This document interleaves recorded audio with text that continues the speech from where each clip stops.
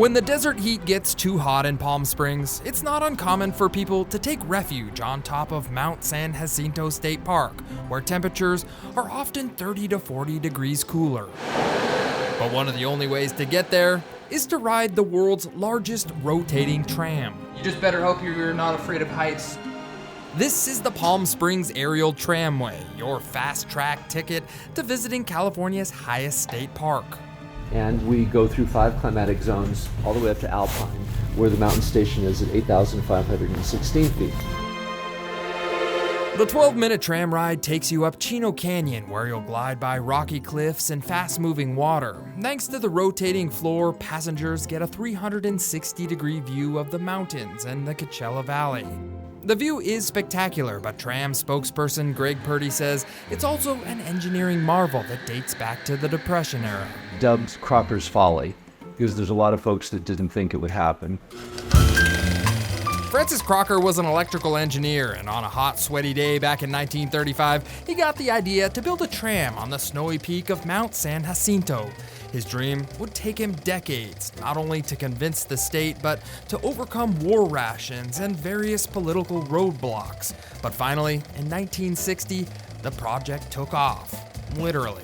It was all built with helicopters and tens of thousands of trips. Francis Crocker's tram was nicknamed the eighth wonder of the world. Without roads, the project took more than 23,000 helicopter flights and required workers to sleep on the mountain. But in 1963, the tram opened and not only attracted thousands of riders, but a long list of movies and TV shows.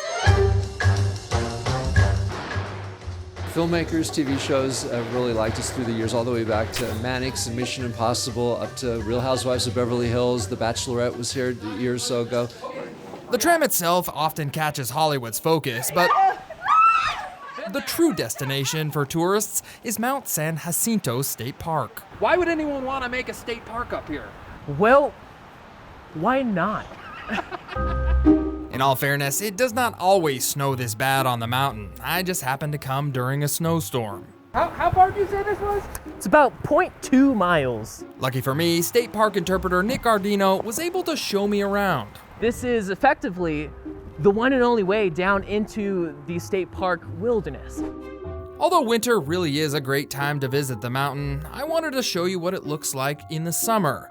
The snow that falls here provides water for the forest of Jeffrey pine trees and all the animals that live up here. We're transported into what we call a biological island in the sky. Snow is a pretty special thing in the Palm Springs area. You have to remember, at the bottom of the tram is a hot, arid desert. Nick says when it does snow, views on the park's live webcam increase dramatically, and everyone is watching this picnic table.